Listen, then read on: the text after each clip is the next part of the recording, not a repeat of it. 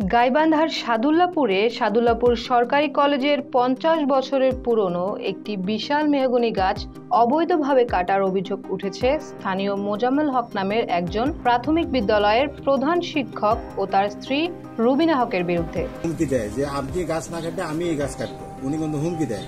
তখন শিক্ষকরা কিন্তু ওনার খেপে যায় আর কি। উনি হুমকি দিয়ে উনি চলে আসে যে আমি গাছ কাটবো, উনি কিভাবে আটকান আপনি আটকান দেখি। কলেজের দক্ষিণ পশ্চিম সীমানা প্রাচীর সংলগ্ন জমি স্ত্রীর নামে ক্রয় করে বহুতল ভবন নির্মাণের কাজ শুরু করেন অভিযুক্ত মোজাম্মেল হক। নির্মাণ কাজের প্রতিবন্ধকতা সৃষ্টি করায় বিভিন্ন সময়ে মেহগনি গাছটি কাটার পায়তারা চালান তিনি। সরকারি সম্পত্তি হওয়ায় কলেজের অধ্যক্ষ জয়নাল আবেদিন গাছটি কাটতে নিষেধ করেন। যেহেতু আইনের প্রতিবন্ধকতা আছে, মাউসির নির্দেশ অনুযায়ী এই সমস্ত সরকারি কলেজ পরিচালিত হয়, মাউসির নির্দেশনার বাইরে তো আমি যেতে পারি না, বিধে আমি গাছটা কাটা অস্বীকৃতি জানাই।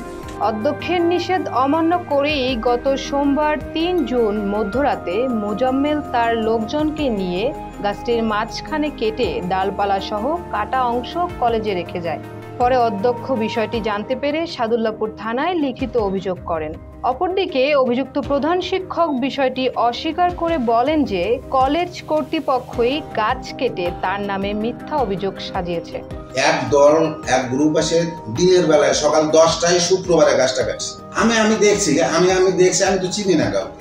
এ বিষয়ে থানার অফিসার ইনচার্জ শরীফুল ইসলাম জানান, গাছ কাটার বিষয়ে অধ্যক্ষের লিখিত অভিযোগ পেয়েছি, তদন্ত সাপেক্ষে ব্যবস্থা গ্রহণ করা হবে।